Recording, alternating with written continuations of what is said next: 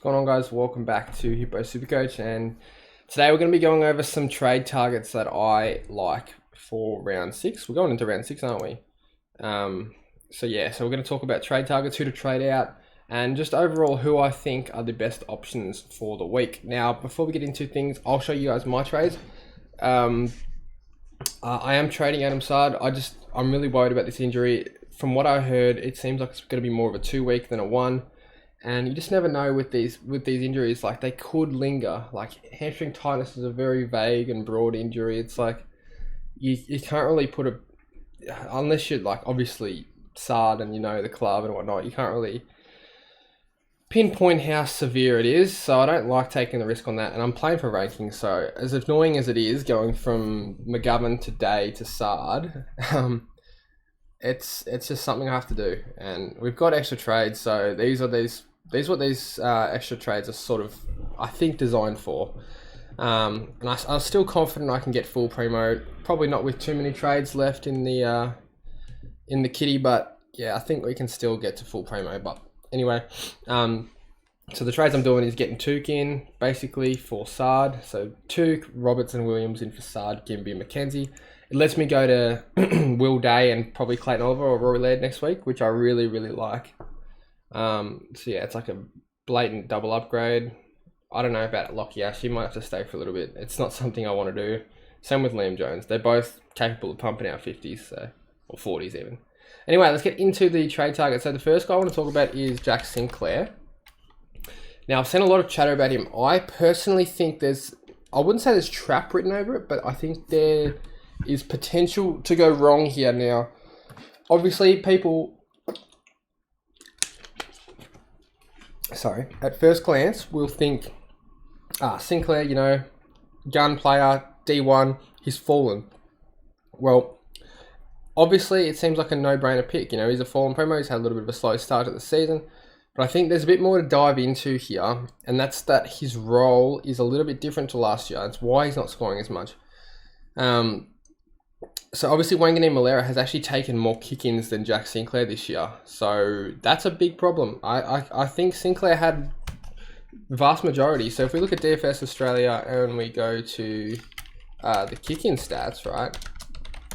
And I'll show you guys real quick. So let's have a look and compare St Kilda in 2022 to 2023. So we had Sinclair when he was going at about, 4, 7, 4, 3, 4. And Wanganeen's getting 5, 3, 4, 8, 6. So we could probably say an average of about 4 or 5. And then we go to 2022, right? And he's getting, it's not terrible, but like 1, 2, 4, 6, 3, 5, 6, 5, 7, 5, 2, 9, 5, 3, 3. Okay, so it's not terrible. 3, 5, 7. It's not terrible for sure, but it just makes me wonder, like, if Wanganeen's getting half of them, like, I don't know. I don't like the idea of that. For some reason, I don't like the idea of that. But I just think, I just think Sinclair, there's something going on that's not quite right with him, and how does Steele affect him? I don't know. But he obviously went really big against Carlton last week, so this is why I think he is a trade target. But there is, tread with caution with Jack Sinclair because the kick-ins aren't all there. That being said, it's much better than James Sicily, who's getting about 1 kick-in. So the next guy we're going to talk about is Jordan Dawson. Now, this is one I thought was a must-have until sort of got a bit cold feet on him the last few days. So he's in 27% of teams, so quite a few.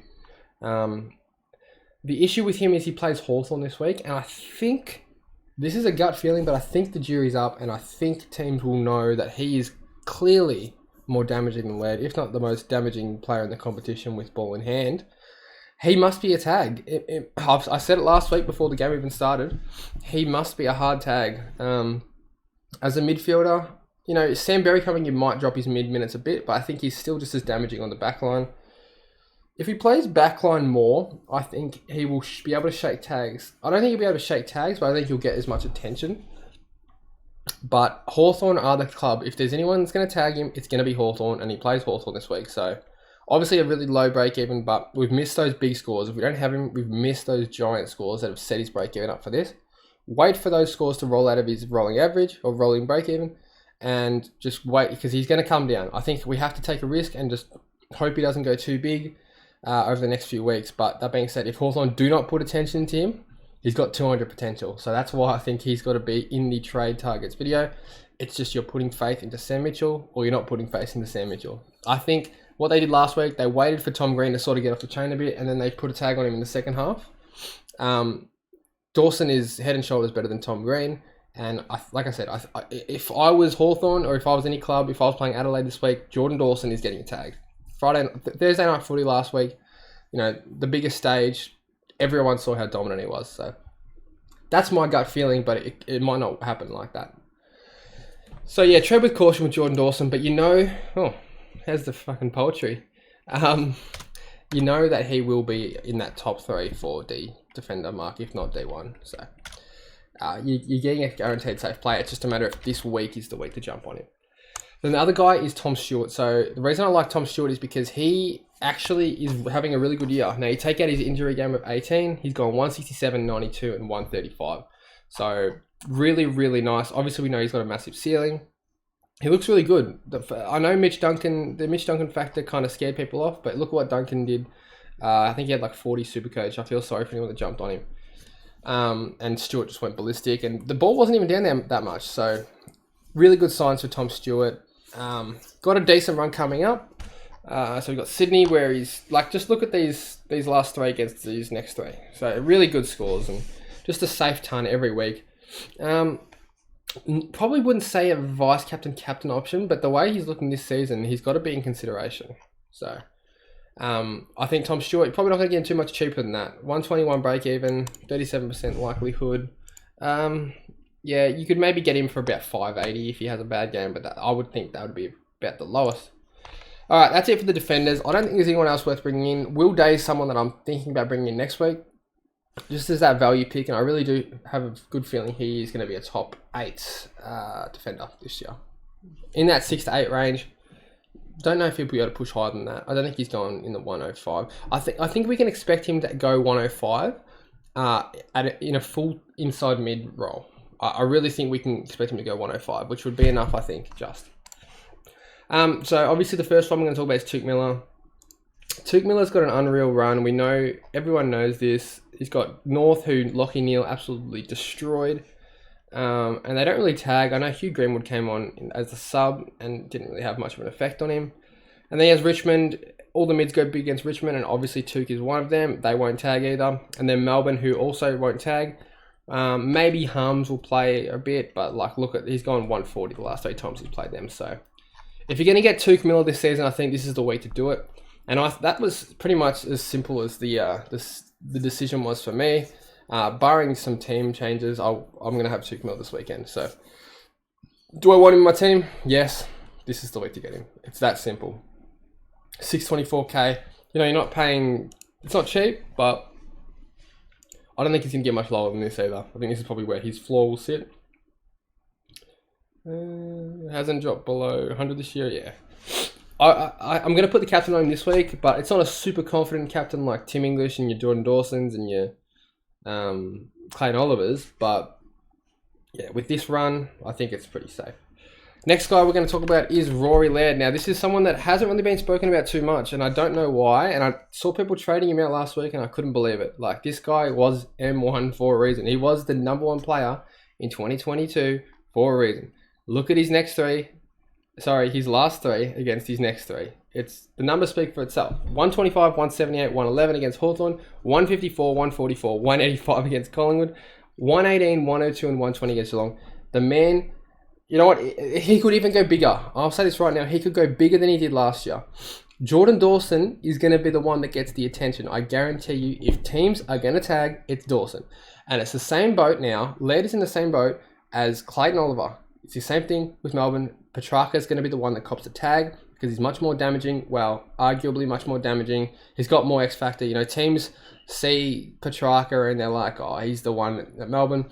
In my opinion, Oliver's much better, but just generally teams review Petrarca as that one to shut down. And you probably could argue he's more damaging, but I don't know. Anyway, Jordan Dawson is clearly more damaging than Rory Laird. Rory Laird is an inside player. It's like Bont and Libba. Like, you would always tag Bont, who can hurt you so much more than someone like Libba, who's just going to get lots of inside touches. You can't really tag an inside player anyway. It doesn't work. So Rory Laird's going to get that treatment. He's had a couple of tags to start the season, and he's one I desperately want to bring in either next week or this week. So if you have the money and you're not sure on Tuke Miller, or you already have Tuke Miller, get Rory Laird. I'm telling you right now, it will be a great decision. So yeah, anyone that's a bit unsure about Laird, forget about that stuff. Like, forget about his form. He's had 2 pretty solid tags. And I don't think he's going to get them anymore for the whole season, unless Jordan Dawson gets injured. Next one we're going to talk about is Clayton Oliver. So everyone knows how good his run is coming up. And it's going to be scary. Not as a non-owner, it's going to be very scary. So his last 3 against his last game against his next 3, 168, 178, 121. Obviously, all 3 of these teams leak major points to the midfielders. I don't like the idea of not having him. Absolutely not. But it's something that I'm just going to have to hope and pray for. For me, next week, it's going to be Will Day coming in and one of Clayton Oliver or Rory Laird. There's no way I can afford both, I don't think, unless I go drastic. It's something that I might consider, but I think Day, for the value, he will be the one I have to get. But yeah, Clayton Oliver, you know how he is. Like, he had a pretty, not like a hard tag, but a run with kind of role in the first half or the first 3 quarters, and then just decided to turn it on. He went absolutely ballistic in that last. So even in his bad games, like, he's still going to go 110. It's really unfortunate for anyone that didn't start him. And yeah, I mean, what can you do? Hindsight is 2020. 2023. The next I have is Darcy Parish. So now we're looking at a little bit more value kind of options. Now, Parish has had a really weird start to the season, and I don't like his scores. That being said, we do know what he's capable of. If we go to his 2022 run, he was unreal in this middle patch of the season where he seems to always hit his straps. So 121 round 4, 113, 133, 111, 139, 109, 128, 142. Now, I saw something on Twitter about his time on ground being a little bit down. I don't know if that'll affect it too much. I think his efficiency just, I don't know. I mean, I saw someone comparing his stats from last year, this year. It wasn't that different. And I feel like Champion Data have tweaked some sort of rule somewhere in the scoring without telling anyone. And that's why I think some of these players are a little bit down. Like, you see your Doherty's getting 40 touches and scoring 80 Supercoach. It's like, doesn't really make a whole lot of sense. Even Andrew Brayshaw is racking up a fair bit of the ball and just not getting anywhere near what he was last year. So Darcy Parish might be one of those players that just has been affected by this new scoring system.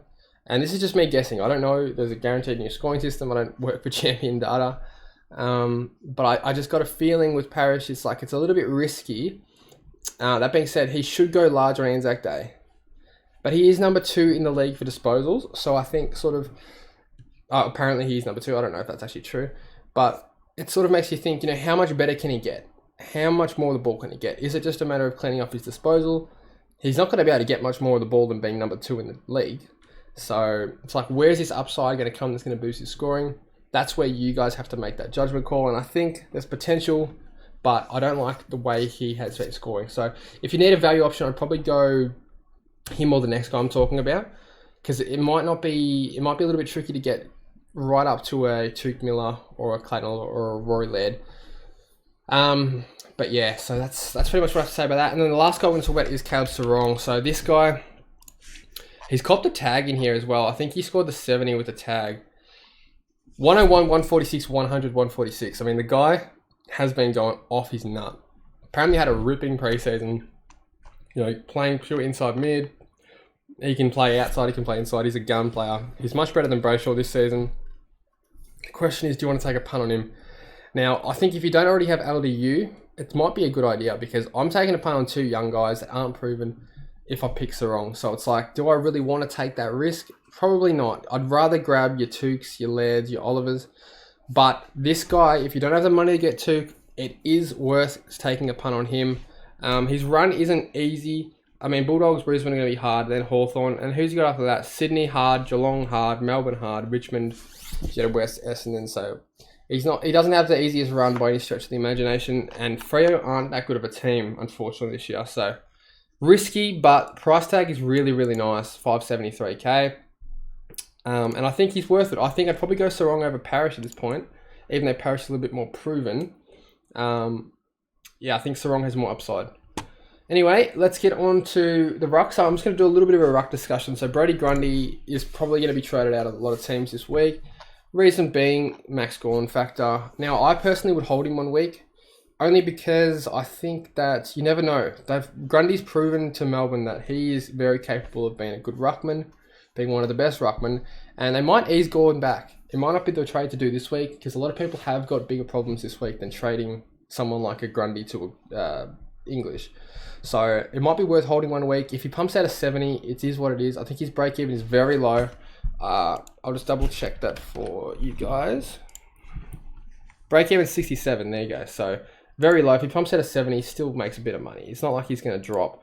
You'll still get plenty of cash for him. He's made at least 80k. It's not the worst, but he's given you some great scores. Anyone that brought him in. But yeah, I would personally just wait a week on Grundy. I wouldn't trade him this week. If you really are adamant and Melbourne come out and say Gawn's going to play 80% ruck or something, then yeah, obviously get rid of him. But yeah, I think it'd be a bit weird to just throw someone who's in such good form, rucking, back into the forward line, where he's obviously nowhere near as damaging or important. So we'll see what happens. It is just guesswork. I don't have any info on that or anything. It's just something that I would assume. Now, a couple of forwards we'll talk about really quickly because the video is up to 16 minutes, so... Anyone that's still watching, thank you very much. It's I'm glad you're finding the Supercoach content entertaining. So this one's one that's kind of I'm tossing and turning with a little bit, and it's because of the value, and that's Stephen Cornelio, 485k. Break even of 108, probably not going to get too much cheaper. Maybe one more price drop, and then he's going to be on the way up. Don't think you'll get him much cheaper than 480. So his run up coming up is a little bit more difficult, and Perryman coming back into the team, I don't know how that affects him. I don't think he'll be the one to lose CBAs, but you never know. You really do never know. So wait and see. I think give Perryman 1 week and then, yeah, wait and see. But if you do want to go early on him, the price tag is really nice. For someone who can get to the high 550, 600k mark, 485 is an absolute bargain for this guy. He's playing plenty of midfield time. He just hasn't been very clean with the ball. We know he can clean it up. It's just a matter of when and if you want to take a risk on him now. But I think he's still a very safe top 6 forward option and much safer than the next guy I'm going to talk about. And that's Jeremy Cameron. So he's averaging 116. That being said, I was pretty hot on him. I was like, you know what, this guy's in unreal form. But look at his last 3 against his next 3. 70, 49, 23, 54, 56, 88, 93, 80, 70. It's not good scores. It's just someone that you know it's going to be a bit of a roller coaster at times. He can't maintain such good form. Like he's probably like people saying he's the best player in the competition right now, and he's averaging 116, right? Can he maintain that? I don't think he can. I really don't. I do like the way he plays. He does push up the ground a lot, but without those goals, he's not going very big. I just don't think he can go big without goals. That being said, he is leading the Coleman, so it's not like goals is going to dry up randomly. But yeah, I just think Supercoach wise, I don't know if I could pick Jeremy Cameron. I'd much rather grab a mid like Cogs. But if you want to take a punt on him, he could be worth it. And he's got obviously really high ceiling.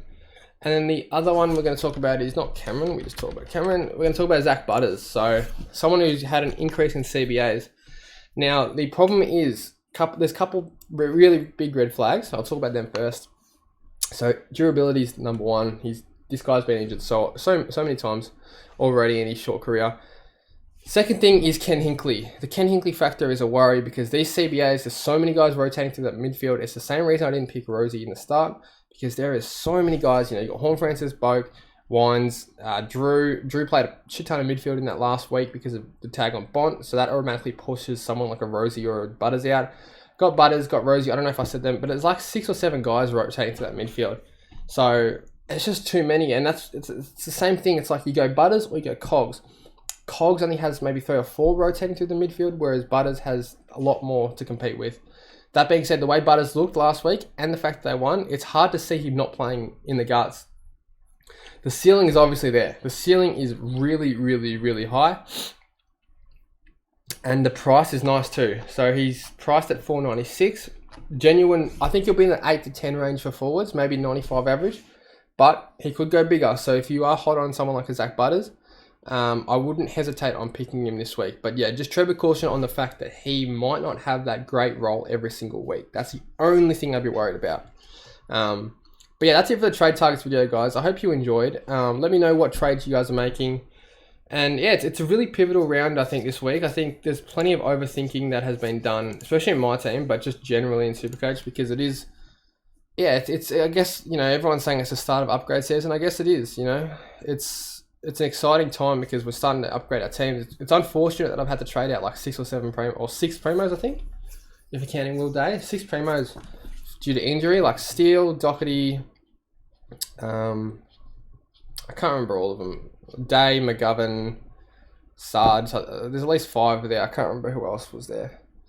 But yeah, it's been a really frustrating season for me, and I hope I can help some of you guys who may be a bit higher up in the rankings and give you guys some advice and try and set you up for some success. Because yeah, when you have injuries like this, there's only so much you can do. Now I could hold Sard, I could have held Day, but it's not playing for rankings. You know, I want to play an aggressive. I've always played aggressively, you know, swing for the fences sort of play style. So yeah, just to hold someone I know is gonna be out for 2 weeks and 600k, something like that. It wasn't really my forte, I guess you could say. But yeah, my tip for everyone will be trade aggressively. Do not hesitate. If you want to take a punt on someone, just do it. Obviously, make sure it makes logical sense before you do it. But if you see upside in someone, just take a punt. So that's it for the video, guys. I'll see you in the next one.